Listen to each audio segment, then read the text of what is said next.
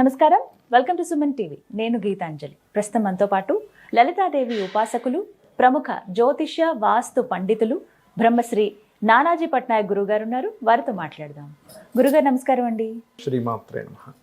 నిజంగా మా ఫ్రెండ్ ఇంటికి వెళ్ళినప్పుడు చాలా అందమైన ఒక ఆవు బొమ్మ అండి పెట్టుకున్నారు. చాలా బాగుంది. అంటే ఇంట్లో ఉంచాలంట ఇది కామధేనువు, చాలా బాగుంది.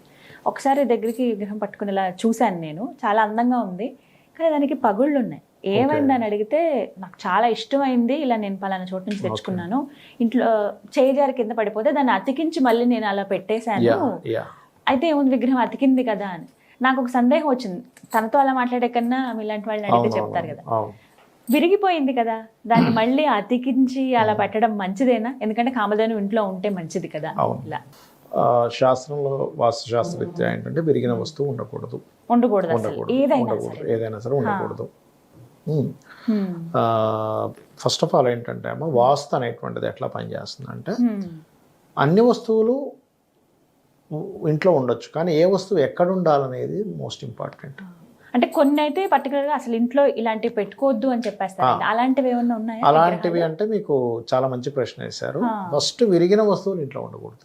ముందు విరిగిపోయిన కుర్చీలు, విరిగిపోయిన వస్తువులు, పాడైపోయిన వస్తువులు ఇంట్లో ఉండకూడదు. శాస్త్రం ఏం చెప్తుందంటే, పాతబడి పాడైపోయిన వస్తువులను ఇంట్లో ఉంచకూడదు, బాగా ఏజ్డ్ పర్సన్స్ని ఇంట్లో ఉంచుకోవాలని చెప్తుంది. ఎందుకంటే వీళ్ళ బ్లెస్సింగ్స్ ఉంటాయి, వీళ్ళ అనుభవాలు ఉంటాయి. కానీ విరిగిపోయిన వస్తువులు, పాడైపోయిన వస్తువుల వల్ల అనవసరమైన జబ్బులు రావడం కావచ్చు, వాటి వల్ల ఎనర్జీ ఆ రకంగా పెరగడం అనేటువంటిది ఉంటుంది. కాబట్టి విరిగిన వస్తువులు అసలు ఉండకూడదు, పాయింట్ నెంబర్ 1. రెండవది, ఎక్కువగా ముళ్ళు ఉన్నటువంటి మొక్కలు ఎక్కువగా ఇంట్లో ఉండకూడదు, అస్సలు ఉండకూడదు పొరపాటును కూడా. అంటే గులాబీ మొక్కలు ఎక్కువ ఉండకూడదు. అంటే కొన్ని ఉండొచ్చు, కానీ అందరూ ఏం చేస్తారు, ఎక్కువ ముళ్ళ చెట్లే పెట్టేస్తారు అన్ని కూడా. ఈ మధ్య క్రాటన్ అని చెప్పి కొంచెం స్పెషల్ ప్లాన్స్ అని తీసుకొచ్చి పెడుతున్నారు. ఓపెన్షియా ఇలాంటివి ఎక్కువ ముళ్ళు ఉంటాయి వాటికి. అవును, పెట్టకూడదు. కొన్ని మనం ఇంట్లో పెట్స్ పెంచుకుంటుంటాం. ఇంట్లో అంటే శాస్త్రంలో చెప్పింది ఏమిటంటే, ఇంట్లో కుక్క తిరగకూడదు. ఎందుకు అంటే దేవతలు ఆ యొక్క ప్రసాదాన్ని స్వీకరించరు, మనం పెట్టేటువంటి నైవేద్యం స్వీకరించు అంటారు. నేను ఒక వీడియోలో చెప్పినప్పుడు చాలా మంది నాకు కాల్ చేశారు, అయ్యో మేము పెట్స్ లవర్స్ అండి, మాకు ఎట్లాగా అంటే, నేను దానికి ఒక ఉపాయం చెప్పాను. అప్పుడు మీకు ఇండివిజువల్ హౌస్ అయితే మీ దీంట్లో తిరగనివ్వండి, ఇంట్లోకి రానివ్వకుండా. లేదా అపార్ట్మెంట్ అప్పుడు కుదరదుగా, అప్పుడు ఏం చేయాలి అంటే, చక్కగా పొద్దున్నే ఎవరైనా వాకింగ్కి తీసుకెళ్ళండి, ఇల్లు నీట్గా తుడిచేసేయండి, ఇంట్లో భగవత్ పూజ అయిపోయి నైవేద్యం పెట్టేసిన తర్వాత అప్పుడు మళ్ళీ లోపల తీసుకురండి. అయిపోయిందిగా, క్లియర్ అయిపోయింది. ఆ సమయంలో ఒక గంట సేపు అరగంట సేపు ఎవరైనా వాకింగ్కి తీసుకెళ్ళారు, పూజ అన్నీ అయిపోయాయి, మళ్ళీ తిరుగుతుంది ఇంట్లో. అట్లా చేసుకోండి అని చెప్పారు. దానివల్ల ప్రాబ్లమ్ సాల్వ్. అంటే మీకు ఎందుకంటే అమ్మ, పెట్స్తో చాలా ఎమోషన్ కనెక్టివిటీ చాలా ఎక్కువగా ఉంటుంది, వాళ్ళు వదులుకోలేరు అంత ఈజీగా. మనం ఇప్పుడు ఏదో వీడియో చెప్పేసామని కాదు, అంత ఈజీ కాదు. ఇంట్లో మనిషిలాగానే ఎగ్జాక్ట్లీ. ఎందుకంటే అది దాని ఫీలింగ్ని చాలా బాగా ఎక్స్ప్రెస్ చేస్తుంది అది, కుక్కలు కానీ పక్షులు కానీ అవన్నీ. అందుకే దాన్ని వదులుకోలేరు వాళ్ళు. అదొకటి. ఇంకోటి ఏంటంటే, ఇంట్లో పెచ్చులు కూడిపోతుంది చూసారా, గోడలు అవి, అలా ఉండకూడదు ఎప్పుడు ఇల్లు. దాన్ని ఏమంటారంటే వాస్తుశాస్త్రంలో రాహు ప్రభావం పెరిగింది అంటారు. అవి అట్లా ఉండకూడదు ఇల్లు. అదొకటి. పగుళ్ళు వస్తాయి, పగుళ్ళు వస్తే వెంటనే దాన్ని క్లీన్ చేసుకోవాలి. ఏ దిశలో పగుళ్ళు వస్తే ఆ దిశ ఏదో ప్రాబ్లమాటిక్ అయిందని అర్థం. ఇవన్నీ ఒక ఎత్తు అయితే, ఉండవలసిన వస్తువు ఉండే ప్లేస్లో ఉండాలి. అది లేకపోయినా ప్రాబ్లమే. అంటే ఎలా అంటే, ఇప్పుడు ఇంట్లో ఇస్త్రీ పెట్టి ఉండాలి, ఎక్కడ ఉండాలి, ఉత్తరంలో ఉండకూడదు. ఆగ్నేయంలో కానీ దక్షిణ ఆగ్నేయంలో కానీ దక్షిణంలో కానీ ఉండాలి. లేదా నైరుతిలో ఉండొచ్చు ఇస్త్రీ పెట్టి, కానీ తీసుకొచ్చి ఉత్తరంలోనే ఈశాన్యంలోనే పెడితే తప్పు. ఏం జరుగుతుంది, ఉత్తరంలో ఉంటే రావాల్సిన అవకాశాలు ఆగిపోతాయి, ఈశాన్యంలో ఉంటే మెంటల్ టెన్షన్ పెరుగుతుంది. అగ్నితత్వం, ఇది జలతత్వం ఉత్తరం అనేది. ఇక్కడ అగ్నితత్వం సంబంధించిన వస్తువు పెట్టావు, లేకపోతే ఇన్వర్టర్స్ పెడతారు చాలా మంది, అది చేయకూడదు. అంటే ఇక్కడ వాస్తు అనేది మనం ఎలా అర్థం చేసుకోవాలంటే, ఏదో గోడలతో నిర్మించేసామన్నట్టు కాకుండా, దేవత అసుర స్వరూపాలు, వాస్తు పురుషుడు ఉన్నాడు అక్కడ. మనం ఒక్కొక్క జోన్ ఒక్కొక్క ఎనర్జైజ్ చేస్తుంది. అక్కడ మనం ఏం పెడుతున్నాం, చిన్న ఎగ్జాంపుల్ చెప్తాను చూడండి. కళ్ళకి దోషం అంటే కన్ను సైట్ వచ్చింది, కళ్ళద్దాలు ఎక్కడ పెట్టుకోవాలి, కళ్ళకి పెట్టుకోవాలి, కనిపిస్తుంది. జేబులో పెట్టుకుంటే కనబడదు. ఇయర్ ఫోన్ చెవిలో పెట్టుకోవాలి, జేబులో పెట్టుకుంటే వినపడదు. అంటే ఒక్కొక్క ఆర్గన్కి ఒక్కొక్క శక్తి ఉంది. అది లోపించినప్పుడు ఆ కళ్ళద్దాలు పెట్టుకుంటే అది కనిపిస్తుంది, వినిపిస్తుంది, స్మెల్ వినిపిస్తుంది అట్లా. అట్లాగే ఇంటిలో ఏంటంటే ఒక వస్తువు ఒక దగ్గర పెట్టినప్పుడు ఆ ఎనర్జీ పెరుగుతుంది లేదా ఆ ఎనర్జీ బ్లాక్ అవుతుంది. ఇప్పుడు ఎవరైనా ఉత్తరంలో కనుక అగ్నికి సంబంధించింది పెట్టారనుకోండి, ఏ స్టవ్ లేకపోతే ఇస్త్రీ పెట్టో లేకపోతే ఇన్వర్టర్ పెట్టారనుకోండి, వాళ్ళకి ఫైనాన్షియల్ ప్రాబ్లమ్స్ వస్తాయి. అది చేయకూడదు, ఎందుకంటే కుబేర స్థానం, ఉత్తరే నిధి సంస్థితం అని ఉంటుంది మనకి. సో ఉత్తరంలో అది పెట్టకూడదు. తీసుకెళ్ళి మీరు ఆగ్నేయంలోనో దక్షిణంలోనో ఉత్తర దక్షిణాగ్నేయంలోనో నైరుతిలోనో పెట్టుకోవచ్చు. డోంట్ వరీ, పడమరలో కూడా పెట్టుకోవచ్చు. ఇట్లా ఒక వస్తువు ఎక్కడ పెట్టాలనేటువంటిది వాస్తు. విరిగిపోయిన వస్తువులు ఇందాక మనం చెప్పుకున్నాం, వీటితో పాటు వస్తువులు ఎక్కడ పెట్టుకోవాలనేది కూడా వాస్తు. కేవలం నిర్మాణం మాత్రమే కాదు. అసలు ఉండవలసినవి ఏవో చెప్పండి గురుగారు. ఉండవలసినవి ఏమిటి అంటే ఫస్ట్ ఇల్లు నీట్గా ఉండాలి, వెలుతురు ఉండాలి, ప్లస్ ఏ వస్తువు ఎక్కడ ఉండాలి అక్కడ ఉండాలి. లక్ష్మీప్రదంగా ఉండడానికి శాస్త్రంలో చెప్పింది ఏమిటంటే ఈశాన్యంలో ఒక గోవు పిల్ల బొమ్మ ఉండాలని చెప్తుంది. ఇంట్లో ఖచ్చితంగా తాబేలు బొమ్మను ఉంచమని చెప్తుంది శాస్త్రం. తాబేలు పెంచుకోమని చెప్పింది. నిజంగా మీకు అంటే ఇవాళ రేపు దానికి కొన్ని ఇవి ఉంటాయి, ఎవరు పడితే వాళ్ళు పెంచుకోకూడదని కొన్ని ఉంటాయి. అలా కాకుండా తాబేలు బొమ్మను పెడతారు. ఎందుకు పెడతారు అంటే ఇంట్లో వాళ్ళకి ఓపిక పెరుగుతుంది తాబేలు బొమ్మ ఉంటే. అంటే ప్రశాంతంగా ఓపికగా ఉండేటువంటి లక్షణం పెరుగుతుంది. మీరు చేసేటువంటి పని ఏదైతే కృషి చేస్తారో దానికి ఫలితం వస్తుంది. మీరు చూడండి క్షీరసాగర మదనం, ఆ పర్వతము అప్పుడు విష్ణుమూర్తి ఆ కూర్మావతారంలో కిందుండి ఆయన నిలబడి అక్కడ ఆపుతాడు, లేకపోతే అది అవ్వదు. ఆ పర్వతం చిలకడం అసాధ్యం. అలా ఏంటంటే మనకు ఒక సపోర్టింగ్ దొరుకుతుందమ్మా. అంటే నాకు ఒక సపోర్ట్ ఉంది, భగవత్ అనుగ్రహం ఉంది అని ఒక ఫీలింగ్ లో ఉంటుంది తాబేలు ఇంట్లో ఉంటే కనుక. సో తాబేలు ఉండాలి. లోహం అండి ఎలా పెట్టుకోవాలి? ఏ లోహమైనా ఉండొచ్చు అమ్మా, ఏ లోహమైనా ఉండొచ్చు, ఏ లోహమైనా ఉండొచ్చు. ఇంకోటి ఏంటంటే చాలా మంది తెలియక గణపతి బొమ్మను బయట పెడతారు. అసలు అలా పెట్టకూడదు. మీకు ఎందుకు, మనకి ఈ పార్వతీదేవి కొడుకుని బయట పెట్టింది. అప్పుడు ఏం జరిగింది? పరమేశ్వరుడు ఆ గణపతికి సంబంధించింది. అంటే ఏంటి? దేవతా సంబంధించింది. ఎప్పుడు కాపలా ఉండకూడదు, ద్వారపాలకులు కాదు వాళ్ళు. ఇది మనకు అర్థమయ్యేలా అదొకటి. అండ్ అలాగే ఇంట్లో ఎప్పుడు కూడా శాస్త్రం ఏం చెప్తుందంటే ఇంట్లో కనుక పీస్ఫుల్నెస్ రావాలి అంటే ఒక మంచి గిన్నెలో వాటర్ వేసి కొన్ని ఎప్పటికప్పుడు ఫ్రెష్ పుష్పాలు ఉంచాలి.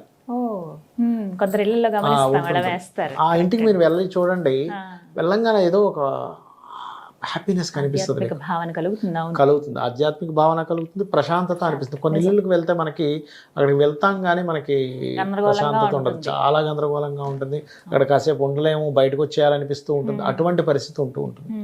అదొకటి. అండ్ అలాగే కలర్స్ వేసే విషయంలో, వస్తువులు ఎంత ముఖ్యమో కలర్స్ వేసే విషయంలో కూడా ఉత్తరంలో వైట్ కలర్ ఉండాలి ఎప్పుడు.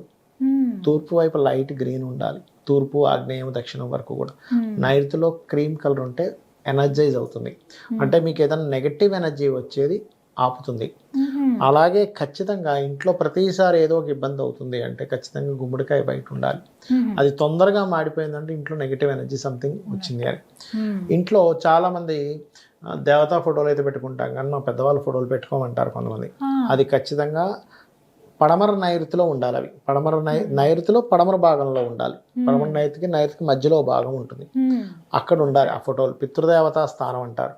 వాళ్ళ ఫోటోలు ఖచ్చితంగా అక్కడ ఉండాలి. పెద్దవాళ్ళవి తాతగారో ముత్తాతగారో, కొంతమందికి తండ్రిగా తీస్తే వాళ్ళవి, వాళ్ళ ఫొటోస్ అక్కడ ఉంటే ఏమవుతుందంటే వాళ్ళ బ్లెస్సింగ్స్ కూడా వస్తాయి. అది మెయిన్గా చూసుకోవాలి. ఇంకోటి ఏంటంటే మీరు ఈ డస్ట్బిన్స్ పెడతారు చూసారు, ఇది కూడా చాలా పాత్ర పోషిస్తుందమ్మా. ఇది దక్షిణ నైరుతిలో ఉండాలి, కానీ ఎక్కడ పెడితే అక్కడ ఈ డస్ట్బిన్ పెడితే ఏమవుతుందంటే వేరే మీరు చేసే పనులన్నీ ఇబ్బంది వస్తుంది. ఇంట్లో అద్దాలు పెడతారు చూసారు, అద్దాలు చాలా ప్రాముఖ్యత వహిస్తుంది. అద్దం ఎక్కడ పెడితే అక్కడ పెట్టకూడదు. మీరు డిప్రెషన్ జోన్లోనో లేకపోతే వేస్ట్ జోన్లోనో అద్దం పెట్టారనుకోండి, వేస్టేజ్ పెరుగుతుంది ఇంట్లో. అద్దం కూడా మంగళకరమైన వస్తువే. చాలా మంది తెలియక మంగళకరమైన కొన్ని వస్తువులు అంటే కుంకుమ కానివ్వండి, మనకి ఆభరణాలు కానివ్వండి, ఇవన్నీ మంచం మీద పెడతారు, అసలు పెట్టకూడదు ఇంట్లో. అది కూడా వాస్తు దోషాన్ని క్రియేట్ చేస్తుంది, వాస్తు సంబంధించిన ఇబ్బందిని క్రియేట్ చేస్తుంది. అండ్ అలాగే ఇంట్లో ఇప్పుడు మంగళకరమైన వస్తువులు, గాజులు, అలంకార వస్తువులు ఉంటాయి చూసారా, అది చాలా జాగ్రత్తగా చాలా మంది తెలియక ఏం చేస్తారు, మంచం కింద ఒక ఇది ఉంటే దాని కింద పెట్టేస్తారు. అసలు అక్కడ పెట్టకూడదు. అసలు అక్కడ పెట్టకూడదు. బట్ పడమరలో కానీ పడమర నైరుతిలో కానీ పెట్టుకోవాలి వీటిని, లేదా ఉత్తరంలో పెట్టుకోవాలి. ఉత్తరంలో పెడితే చాలా మంచిది, మంగళకరమైన వస్తువులు కిందకు వస్తాయి ఇవి, అక్కడ పెట్టుకోవాలి. లేదా తూర్పుకి ఈశాన్యానికి మధ్యలో పెట్టుకోవాలి, తూర్పు ఈశాన్యంలో పెట్టుకోవచ్చు. ఇవి మంగళకరమైన వస్తువులు. అలాగే దేవుడికి సంబంధించిన భగవత్ సంబంధించిన కొన్ని ఉంటాయి. మీరు ఆ పూజ గదిలోనే, ఇక్కడ చాలా మంది ఏం చేస్తారంటే పూజ గదిలో అల్మార్లా కడుతూ ఉంటారు. వీలైనంత మట్టుకు పూజకి సంబంధించినవన్నీ అక్కడే పెట్టుకోవడం బెస్ట్, బయట పెట్టుకోవడం కంటే కూడా. ఎందుకంటే అవి వేరే అశౌచ సంబంధించినవి అందకుండా ఉంటాయి. ఇంకోటి, దేవుడికి నిత్యము పెట్టేటువంటి బెల్లము ఇట్లాంటి పదార్థాలు ఉంటాయి సరే, మిశ్రీ ఇలాంటివి రెగ్యులర్గా పెడతారు, అవి అక్కడే పెట్టుకోవడం మంచిది, బయట పెడతారు. చాలా మంది ఏం చేస్తారంటే వంటగదిలోని ఇంకో దగ్గర పెట్టి అక్కడ నుంచి తెస్తారు. అసలు అలా తేకూడదు, ముఖ్యంగా గుర్తుపెట్టుకోండి. ఇంట్లో నిత్యము చాలా మంది తెలియక ఏం చేస్తారంటే, మొన్న మా ఇంట్లో వాళ్ళు ఇది అయ్యారు 2 సంవత్సరం దాకా దీపం పెట్టిన అంటారు. అసలు అలా చెయ్యకూడదని చెప్తుంది శాస్త్రం. 11వ రోజు తర్వాత ఖచ్చితంగా ఇంట్లో చెయ్యాలి. ఇంట్లో వారం దాటి కనుక దీపం లేదు అంటే ఖచ్చితంగా అక్కడ ప్రేతము తిరుగుతుంది. ప్రేతము పిశాచ సంబంధించినటువంటి బాధలు పెరుగుతాయి, అందులో ఎటువంటి డౌట్ లేదు, ఏమీ డౌట్ లేదు, ఖచ్చితంగా వస్తుంది. నెగిటివ్ ఎనర్జీ ఫామ్ అయిపోతుంది, దానే నెగిటివ్ ఎనర్జీ అనుకోండి ఫామ్ అవుతుంది. ఇది గుర్తుపెట్టుకోండి. అది ఇలా ఖచ్చితంగా ఉండవలసిన ఏదన్నా అంటే కామధేను అమ్మ. బిల్వపత్రం ఖచ్చితంగా ఉండాలమ్మా శివుడి మీద ఎప్పుడు కూడా. తులసి కోట ఉండాలమ్మా. తులసి సకల నదులు, సకల దేవతలు అందరి యొక్క సప్త ఋషులు అందరూ ఉంటారంటారు. మీకు ఖచ్చితంగా తులసి మొక్క ఉండాలి, కామధేను ఉండాలి, అలాగే తాబేలు ఖచ్చితంగా ఉండాలి. అండ్ అలాగే శివునికి అంటే మీరు శ్రీ వైష్ణవుల ఇలా అని కాదు, పంచాయతనం అంటారు, అది ఉండాలి ఖచ్చితంగా. అండ్ అలాగే ఇంకొక విషయం ఏంటంటే, ఇక్కడ చాలామంది అఖండ దీపం పెడుతూ ఉంటారు ఇంట్లో. అఖండ దీపం ఎప్పుడు కూడా అరణి అంటారు. అంటే మనకి ఇట్లాగా చేసి దీపాన్ని ఇచ్చేస్తారు, దాంతో వెలిగిస్తే మన ఇంత శ్రేష్టం, అదొకటి. అండ్ మరొకటి ఏంటంటే అమ్మ, ఈ పూజా మందిరంలో చాలామంది ఏం చేస్తారంటే బయట ఉన్నటువంటి చీపురుతోనే లోపల కూడా తుడిచేస్తారు, అది చేయకూడదు. లోపల సపరేట్గా ప్రత్యేకంగా బట్టతో తుడవాలి. ఇప్పుడు పూజా మందిరం చీపురుతో తుడవకూడదు, అది తెలియక చాలామంది ఈశాన్యంలో కూడా తీసుకొచ్చి తుడిచేస్తారు, అట్లా చేయకూడదు. ఒక క్లాత్ తీసుకొని నీట్గా దాన్ని చేయాలి. ఇట్లా ఇవి పాటించాలి, ఇవి ఉండాలి, ఇవి ఉంటే మంచిది. చాలా మంది ఏంటంటే శంకు ఉండొచ్చా లేదా కూడా అడుగుతుంటారు.